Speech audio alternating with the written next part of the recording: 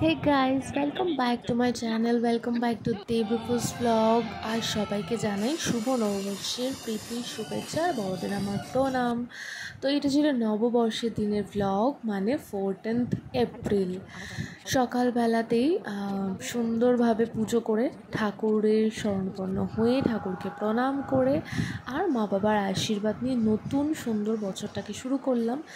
তো আজকে হচ্ছে পয়লা বৈশাখের দিন। বাড়িতে মাটন আর চিংড়ি মাছ। মাটনটা হচ্ছে মায়ের পছন্দ, আর মা অনেক দিন ধরে বলছিল মাটনটা, তো আজকে খাওয়া দাওয়ার ভালো দিনে, বাঙালিয়ানার দিনে তো মাটন আর চিংড়ি মাছ। চিংড়ি মাছ হচ্ছে আমার ফেভারিট, মাটন হচ্ছে মায়ের ফেভারিট জিনিস।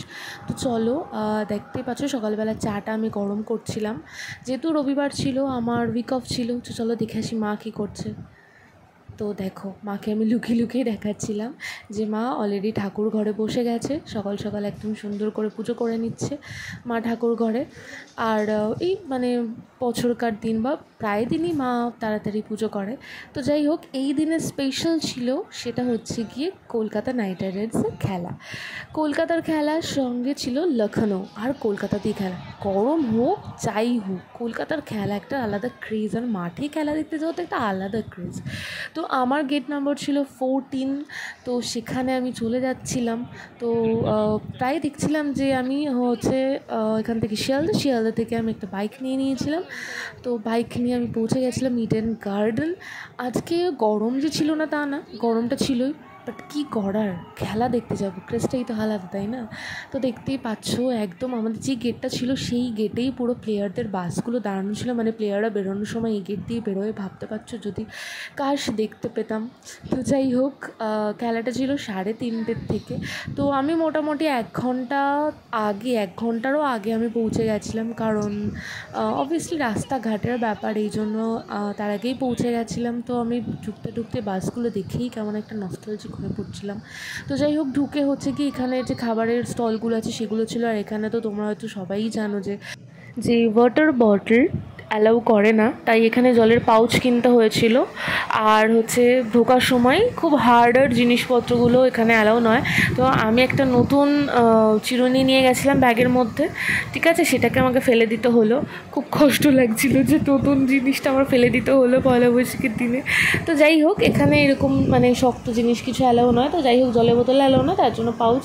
তো কিছু জলটা তো খুব প্রয়োজন গরমে, তাই জলটা নিয়ে নিয়েছিলাম। মেন যে জলটা নিয়েই খেলা দেখতে বসেছিলাম। তারপরে যদি একটু বাড়ি থেকে খেয়েছিলাম, খিদে পেলে খেলা মানে পরে খাওয়া যাবে। তো দেখতেই পাচ্ছ একদম আমাদের সিটটা একদম সামনে ছিল, যেখানে মানে প্লেয়ারদের চোখের সামনে খেলাটা দেখতে পারবো।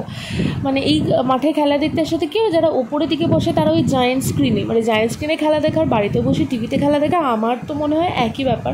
কিন্তু আমাদের সিট একদমই সামনে ছিল, যেখানে প্লেয়ারদের একদম নিজের চোখে মানে রান করছে বা পুরো জিনিসটা দেখতে পাবো। তো ভীষণ ভালো লাগছিলো। তো দেখতেই পাচ্ছ এখন কলকাতা স্টেডিয়ামে পতাকাগুলো আর আগে থেকে কিনতে হয় না, ফ্ল্যাগগুলো প্রত্যেকটা সিটের মধ্যেই দিয়ে দেয়। তো ফ্ল্যাগটা নিয়ে আমি একদম পুরো সাপোর্ট করা শুরু করে দিয়েছিলাম আমার ফেভারিট টিমকে। তো ঢুকতেই আমরা দেখছিলাম যে সবাই মানে প্র্যাকটিস করছিল। তো সবাই তো এদিকে চিল্লিয়ে নাম ধরে ডেকে প্লেয়ারগুলো অ্যাটেনশন পাওয়ার চেষ্টা করছিলো। তো এই প্লেয়ারটা মানে সরি, আমি এই নামটা বলতে পারছি না, কারণ রিসেন্টলি অফিসের কারণে আইপিএলটা যে কন্টিনিউ দেখতে পাচ্ছি তা নয়, তবে কলকাতার যেদিন খেলা থাকে সেদিন দেখার চেষ্টা করি। তো আমি আইপিএলের আগে থেকে আমি তোমাদের কাছে হাসির পাত্র হতে চাই না, যে আগে থেকেই বলে দিচ্ছি, আইপিএল একটা সময় যখন রোজ আমি খেলা দেখতাম তখন প্লেয়ারগুলোতে নাম জানতাম, কিন্তু এখন অনেক প্লেয়ার নতুন এসছে, তাদের আমি অনেকেরই নাম জানি না। তো আমাদের সিটটার একদম পাশেই দেখতে পাচ্ছ চিয়ার লিডার কিন্তু এসে গেছিলো। চিয়ার লিডারগুলো ভীষণ সুইট দেখতে ছিল। তো যাই হোক, আশেপাশে সবাই একদম চিয়ার লিডারদের দেখে উচ্ছ্বাসিত হয়ে পড়েছিল। আর এই যে পুরো মাঠের ক্রেজ দেখতেই পাচ্ছ। আর এদিন ছিল হচ্ছে কলকাতা টস উইন করেছিল, আর ওরা বোল চুজ করেছিল। তো তারপরে প্লেয়ার আস্তে আস্তে মাঠে নামার পর আস্তে আস্তে উইকেট নিচ্ছিল, আর আমরা এক্সাইটেড হয়ে যাচ্ছিলাম আমাদের ফেভারিট টিমটাকে সাপোর্ট করার জন্য। তো মাঠে খেলা দেখতে যাওয়াটা একটা আলাদা ক্রেজ থাকে, তাই না? চারিদিক থেকে আর তার থেকেও বড়ো কথা, আমাদের মানে যেখানে বসেছিলাম সেখানে জেরডাস বারবার আসছিল। সবাই কী না নামে ডাকছিল, ও রাসেলদা, এদিকে তাকাও, ও রাসেল, মানে এইগুলো মানে একটা আলাদা ক্রেজ। তো যাই হোক, চোখের সামনে খেলাগুলো একদম দেখতে পাচ্ছিলাম। তো আমিও তো জানি অনেকেই খেলা দেখতে গেছে, তো আমি এটা জানতাম না। আমি জানলাম যে টিভিতে দেখতে পাই যে একটা ওভারে একটা স্ট্যাম্পে খেলা হচ্ছে, নেক্সট ওভারে আবার ব্যাটসম্যান অন্যদিকে চলে যাচ্ছে। তো আমি এটা মানে প্রথমে আঁচ করতে পারিনি কী হচ্ছে। তো পরে আমি জিজ্ঞেস করে জানতে পারলাম যে হ্যাঁ, এরকম চেঞ্জ হতে থাকে। তো চেঞ্জের কারণটা আমি জানি না, বাট চেঞ্জ হতে থাকে, এটা এই খেলাটাই এসে দেখতে পেয়ে আমি জানলাম। হ্যাঁ, অনেকে অনেক কিছু জানতে পারে না, তো আমি এটা জানতাম না। তো যাই হোক, দেখতেই পাচ্ছ পুরো স্টেডিয়াম ভরা ছিল। আর পয়লা বৈশাখের দিন, তাও আবার মানে বিকালের দিকে টিকিট, কারণ অনেকেরই দূরে দূরে বাড়ি থেকে যাতায়াতের প্রবলেম হয়, তো কেউই আর ছাড়তে চায়নি। একদম পুরো সবাই টিকিট কেটে নিয়েছে বলতে গেলে, দেখতেই পাচ্ছ। আর এই দিন ভাগ্যবশত শাহরুখ খানও এসেছিলো মাঠেতে। আমাদের সিটটা ঠিক কোনাকুনি শাহরুখ খান দাঁড়িয়েছিল, ওটা ছিল আমাদেরটা ছিল জি ব্লক না জে ব্লক, আর ও শাহরুখ খান দাঁড়িয়েছিল এবি ব্লকে। তো একদম কোনাকুনি, তো অনেকবারই বাচ্চাকে দেখিয়েছে।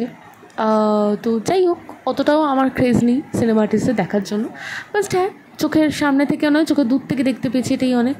তো মানে মোটামুটি শান্তিপূর্ণভাবে খেলা, যে আগের মতন যে ভীষণভাবে। আর এখানে অনেক নিয়মকানুনও হয়ে গেছে, যে কেউ যদি কোনো ব্যাড ল্যাঙ্গুয়েজ ইউজ করে বা প্লেয়ারদের উদ্দেশ্যে কোনো আজেবাজে কথা প্রোভাইড করে বা ইকুয়ালিটিদের উদ্দেশ্যে, তাহলে কিন্তু তাকে পুরোপুরি মাঠ থেকে বের করে দেওয়া হবে, ব্যান করে দেওয়া হবে। এইসব নিয়মকানুনগুলো দেখে মাঠের প্রচণ্ড ভালো লেগেছিলো আমার। তো খেলাটা দেখতে সত্যি খুব মজা লাগছিলো। যখনই কলকাতা বোলিংয়ের সময় উইকেট নিচ্ছিল, ব্যাটিংয়ের সময় মারছিল, তখন ভীষণ এনজয় করেছি। তার মধ্যে পেয়ে গেছিলো একটু খিদে, তাই জন্য বার্গার কিনে এসেছিলাম। প্রথমে খেলাম লাস্সি, একটু ঠান্ডা হওয়ার জন্য। জলের পাউচগুলো তো ধরছে, শেষ হয়ে যাচ্ছে, আর এত গরম হয়ে আছে জলগুলো।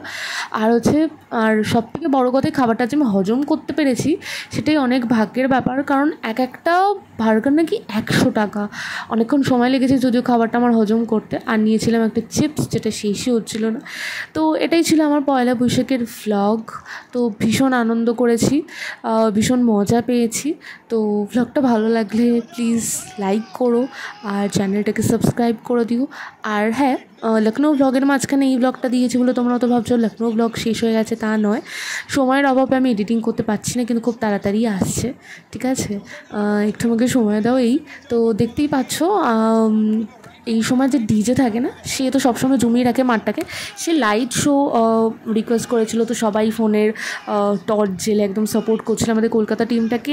আর সবথেকে ভালো কথা হচ্ছে, পয়লা বৈশাখে নিজের হোম টাউনে কলকাতা জিতে গেছিলো। 5 ওভার থাকতে কলকাতা একদম জিতে গেছিলো। তো লাকিলি আমি গেছিলাম বলে হয়তো খেলাটা জিতেছে। তো যাই হোক, এক্সস্টেড হয়ে বাড়ি ফিরেছিলাম 10টার দিকে। তো এটাই ছিল আমার পয়লা বৈশাখের ভ্লগ। দেখতে পাচ্ছি একদম মুখ চোখ শুকিয়ে একদম বাড়ি ফিরেছি, কালকে আবার অফিস। তো বাড়িতে এসে একদম সুন্দর করে মায়ের হাতের এঁচড় চিংড়ি দিয়ে, দুপুরে দেখিয়েছিলাম চিংড়ি মাছ রান্না হয়েছে, তো মায়ের হাতের এঁচড় চিংড়ি, মায়ের প্রত্যেকটা রান্না বেস্ট। এঁচড় চিংড়ি আর মাটন দিয়ে রাতের ডিনারটা শেষ করে কালকে আবার অফিস আছে। তো যাই হোক, এটাই ছিল আমার ভ্লগ। তো কেমন লাগলো প্লিজ জানিও, আর চ্যানেলটা প্লিজ সাবস্ক্রাইব করে দিও। তো পরের ভ্লগে খুব তাড়াতাড়ি তোমাদের সাথে দেখা হচ্ছে।